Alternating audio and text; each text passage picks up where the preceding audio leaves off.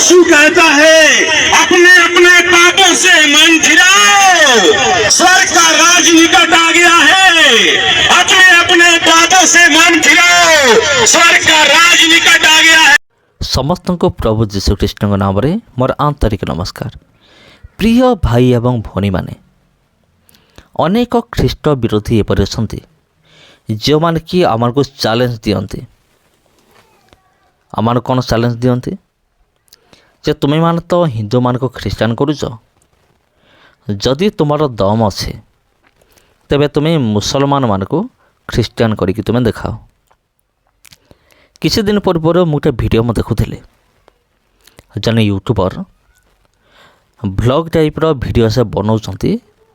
से भाई जनक कौन कहते जे जदि तुम दम अच्छी जदि करिके देखाओ, माने मुसलमान लोक को तुम्हें ख्रीस्टान करिके देखाओ। तेबे प्रिय बंधु कौन आज वीडियो रे मुझे गोटे विषय मुझे नहीं आसी आउठारे जने मुसलमान लोक से तो आगुरी प्रभु जीशु ख्रीष्ट को विश्वास करीटा बड़ कथा नुहे, किंतु जने मुसलमान लोक से मत लिखिं बोर्ड लिखिं मु जीशु को भल पाए, किंतु मु हूँ मुसलमान। से कौन करुँच प्रभु जीशु ख्रीष्टर वाक्य को से प्रचार करुँच। यीशु कहता है अपने अपने पापों से मन फिराओ, स्वर्ग का राज निकट आ गया है। अपने अपने पापों से मन फिराओ, स्वर्ग का राज निकट आ गया है। यीशु ने कहा जगत की ज्योति मैं हूँ, जो मेरे पीछे हो लेगा अंधकार में नहीं चलेगा परंतु जीवन की ज्योति पाएगा। यीशु ने कहा ऐसा परिश्रम करने वालों, बोझ से दबे हुए लोगों, मेरे पास आओ, मैं तुम्हें विश्राम दूंगा। यीशु आपके हर एक बोझ को दूर करने के लिए तैयार है। यीशु के पास आपके हर एक प्रश्नों का उत्तर है। यीशु आपसे प्रेम करता है, यीशु पापियों से प्रेम करता है। बाइबल बताती है सबने पाप किया है, सबने पाप किया है, सबने पाप किया है, परमेश्वर की महिमा से रहित है। मगर यीशु मसीह ने अपने लहू को देकर हमें, मैं तुम्हें विश्राम दूंगा। यीशु आपके हर एक बोझ को दूर करने के लिए तैयार है। यीशु के पास आपके हर एक प्रश्नों का उत्तर है।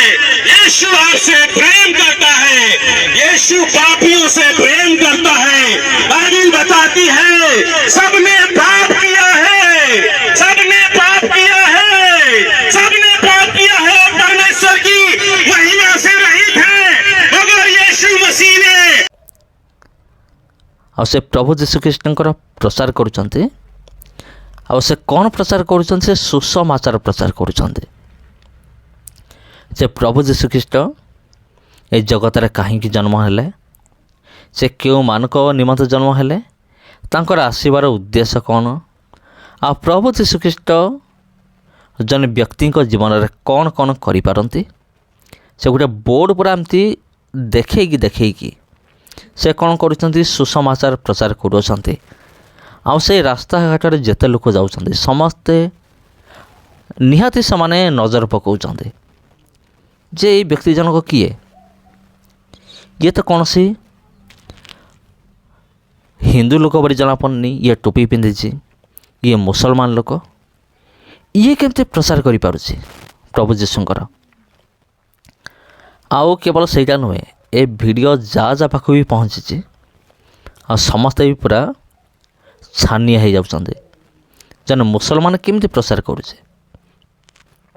तेबे प्रिय बंधुगण, वर्तमान जो मैंने चैलेंज दौले माने प्रभु जीशु कर लोक मान को, माने ख्रीस्टान लोक मान को, जे तुम्हें मुसलमान करिकी तुम्हें देखाओ, जदि तुम दम अच्छी मुसलमान करिकी देखाओ। तबे वर्तमान से कौन कहे? तबे प्रिय बंधुगण, ख्रीष्ट रे प्रिय भाई एवं भौणी माने, वाक्यर लेखा अच्छी प्रत्येक जीवा स्वीकार करिब, प्रत्येक जानू नता हब। ଅନେକ ଭାବୁଥିବେ ଯେ ମୋର କ'ଣ ଦରକାର ପଡ଼ିଛି, ମୁଁ ଯୀଶୁଙ୍କ ପାଖକୁ ଯିବି।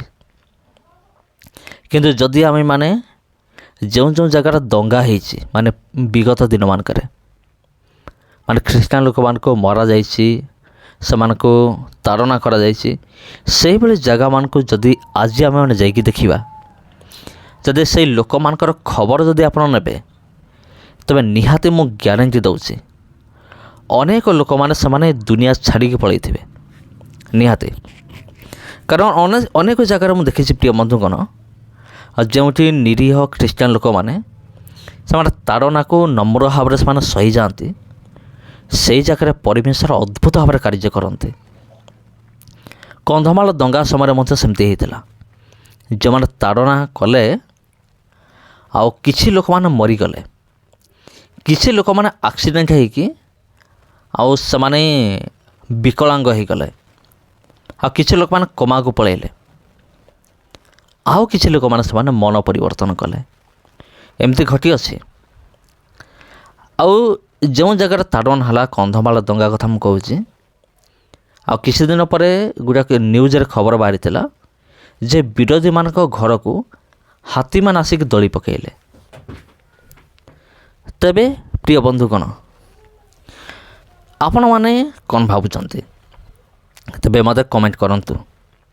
ତେବେ ଏଠାରେ ଜଣେ ଭାଇ ଅଛନ୍ତି, ମୁସଲମାନ ଭାଇ, ସେ ସୁସମାଚାର ପ୍ରଚାର କରୁଅଛନ୍ତି। ତାଙ୍କୁ ସୁସମାଚାର ପ୍ରଚାର କରିବା ପାଇଁ ଏତେ ଭଲ ଲାଗୁଅଛି, ଆଉ ସିଏ ମାନେ ଜୋରରେ ଚିଲେଇ ମାନେ ପୁରା ଆଗ୍ରହ ସହିତ, ପୁରା ଖୁସିର ସହିତ ସେ ଯୀଶୁଙ୍କର ବିଷୟ ପ୍ରଚାର କରୁଛନ୍ତି। କିନ୍ତୁ ବୋର୍ଡ଼ରେ ଲେଖିଛନ୍ତି ଆଇ ଆମ୍ ମୁସଲିମ୍, ମୁଁ ହେଉଛି ମୁସଲିମ୍, କିନ୍ତୁ ମୋ ଯୀଶୁଙ୍କୁ ମୁଁ ଭଲ ପାଏ, ମୁଁ ତାହାଙ୍କର ମୁଁ ପ୍ରଚାର କରିବି। ଆଉ ମୁକ୍ତିର ମାର୍ଗ, ସେ ସେଠି କୌଣସି ଆଲ୍ଲାହଙ୍କର ନାଁ ସେ ନେଉନାହାନ୍ତି, ସେ ଯୀଶୁଙ୍କର ନାଁ ସେ ନେଉଛନ୍ତି। ତେବେ ପ୍ରିୟ ବନ୍ଧୁଗଣ, ନୁହେଁ କି ଇଏ ଏକ ଆଶ୍ଚର୍ଯ୍ୟର ବିଷୟ? ଇଏ ହେଉଛି ଏକ ଆଶ୍ଚର୍ଯ୍ୟର ବିଷୟ, ଚମତ୍କାର ବିଷୟ। ଅନେକ କହିବେ ବାଃ, ଚମତ୍କାର ହେଇଗଲା। ତେବେ ପରମେଶ୍ୱର ଯାହାକୁ ଧରିବେ ନା ପ୍ରିୟ ବନ୍ଧୁଗଣ, ସେ ଖସିକି ଯାଇପାରିବ ନାହିଁ। ତେବେ ବାକ୍ୟରେ ମଧ୍ୟ ଲେଖାଯାଏ, ସ୍ୱର୍ଗସ୍ଥ ପିତା ଯାହାକୁ ଆକର୍ଷଣ କରନ୍ତି, ଆଉ କେବଳ ସିଏ ଯୀଶୁଙ୍କ ନିକଟକୁ ଆସିପାରେ। ସମସ୍ତେ ପ୍ରଭୁ ଯୀଶୁଙ୍କ ନିକଟକୁ ଆସିବେ ନାହିଁ। ଆଉ ଯାହାକୁ ପରମେଶ୍ୱର ଆକର୍ଷଣ କରିନାହାନ୍ତି, ଆପଣ ତା ସାମ୍ନାରେ ଯେତେ ବି ଚମତ୍କାର ଦେଖାନ୍ତୁ, ଯେତେ ବି ବାକ୍ୟ ପ୍ରଚାର କରନ୍ତୁ, ସେ କେବେ ବି ପରିବର୍ତ୍ତନ ହେବ ନାହିଁ। କିନ୍ତୁ ପରମେଶ୍ୱର ଯାହାକୁ ଆକର୍ଷଣ କରନ୍ତି, ସେ ଯେତେ ବଡ଼ ଗୁଣ୍ଡା ବଦମାସ ହେଲେ ମଧ୍ୟ ସେ ଯୀଶୁଙ୍କ ନିକଟକୁ ଆସିବ। କ'ଣ ଆପଣ କେବେ ଏମିତି ସାକ୍ଷ୍ୟ ଶୁଣିଛନ୍ତି ଯେ ଜଣେ କହୁଥିବାର ମୁଁ ବି ଶୁଣିଥିଲି ଯେ ଅନେକ ଲୋକ ସେମାନଙ୍କୁ ସାକ୍ଷ୍ୟ ଦିଅନ୍ତି ଯେ ମୁଁ ପୂର୍ବରୁ ବହୁତ ବଡ଼ ଗୁଣ୍ଡା ଥିଲି, ଆଉ କିନ୍ତୁ ପ୍ରଭୁ ମୋତେ ପରିବର୍ତ୍ତନ କଲେ, ମୁଁ ବର୍ତ୍ତମାନ ପ୍ରଭୁ ଯୀଶୁଖ୍ରୀଷ୍ଟଙ୍କୁ ବିଶ୍ୱାସ କରୁଛି। ଆଉ କେତେଜଣ ସାକ୍ଷ୍ୟ ଦିଅନ୍ତି ଯେ ମୁଁ ପୂର୍ବରୁ ଗୋଟେ ବହୁତ ବଡ଼ ମଦୁଆ ଥିଲି, ମୁଁ ବହୁତ ବଡ଼ ବ୍ୟଭିଚାରୀ ଥିଲି, କିନ୍ତୁ ପ୍ରଭୁ ମୋତେ ତାଙ୍କ ପରିଚୟ ଦେଲେ, ମୋ ଜୀବନ ପରିବର୍ତ୍ତନ ହୋଇଗଲା, ଆଉ ମୁଁ ବର୍ତ୍ତମାନ ପ୍ରଭୁ ଯୀଶୁଙ୍କର ମୁଁ ପ୍ରଚାର କରୁଛି, ତାଙ୍କଠାରେ ବିଶ୍ୱାସ କରୁଛି। ତେବେ ପ୍ରିୟ ବନ୍ଧୁଗଣ, ଖ୍ରୀଷ୍ଟରେ ପ୍ରିୟ ଭାଇ ଏବଂ ଭଉଣୀମାନେ, ବାସ୍ତବିକରେ ଏହା ନିରାଟ ସତ୍ୟ ବିଷୟ। ପରମେଶ୍ୱର ଯାହାକୁ ଆକର୍ଷଣ କରିବେ, ସେ ନିହାତି ଆସିବ ମାନେ ଆସିବ, ତାକୁ କେହି ଅଟକାଇ ପାରିବେ ନାହିଁ। ସମସ୍ତଙ୍କୁ ଖ୍ରୀଷ୍ଟ ପ୍ରେମରେ ମୋର ଆନ୍ତରିକ ନମସ୍କାର। ଯଦି ପ୍ରିୟ ବନ୍ଧୁଗଣ ଏହି ଭିଡ଼ିଓ ଆପଣଙ୍କୁ ଭଲ ଲାଗିଥାଏ, ତେବେ ଭିଡ଼ିଓକୁ ଆପଣ ନିଶ୍ଚିନ୍ତ ଭାବରେ ସେୟାର କରନ୍ତୁ ଅନ୍ୟମାନଙ୍କ ସହିତ। ଆଉ କିପରି ଜଣେ ମୁସଲିମ ଭାଇ ସିଏ କ'ଣ କରୁଛନ୍ତି, ପ୍ରଭୁ ଯୀଶୁଙ୍କର ପ୍ରଚାର କରୁଛନ୍ତି। ଆଉ ଭିଡ଼ିଓକୁ ଲାଇକ୍ କରନ୍ତୁ, ଆଉ ଚ୍ୟାନେଲକୁ ସବସ୍କ୍ରାଇବ୍ କରନ୍ତୁ, ଆଉ ଏହି ଭିଡ଼ିଓକୁ ନିଶ୍ଚିନ୍ତ ଭାବରେ ସେୟାର କରନ୍ତୁ ପ୍ରବଳ ମାତ୍ରାରେ। ଧନ୍ୟବାଦ।